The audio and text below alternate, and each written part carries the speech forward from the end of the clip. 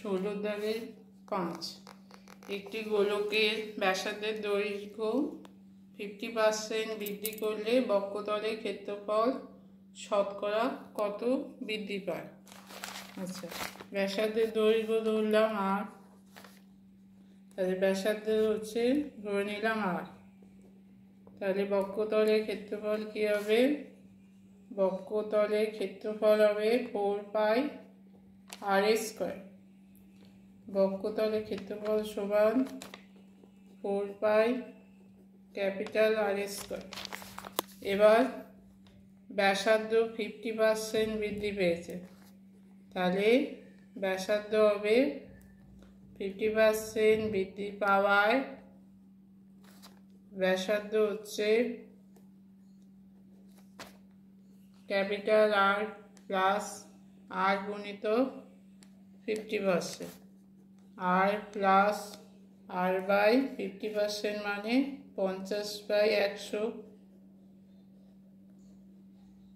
50/100 কাটলে হচ্ছে 2, তাহলে 2 লসাগু 2R প্লাস R সমান 3R/2।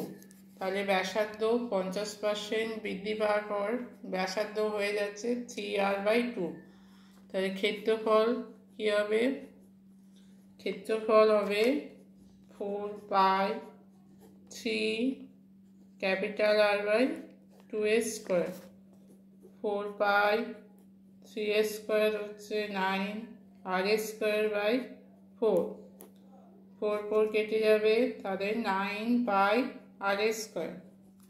তাহলে এখানে ক্ষেত্রফল হচ্ছে 9πR²। তাহলে কত ক্ষেত্রফল বৃদ্ধি পেয়েছে? ক্ষেত্রফল বৃদ্ধি হয়েছে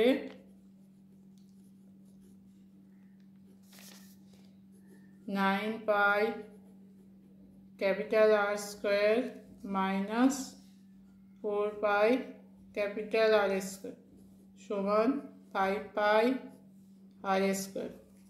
অতএব শতকরা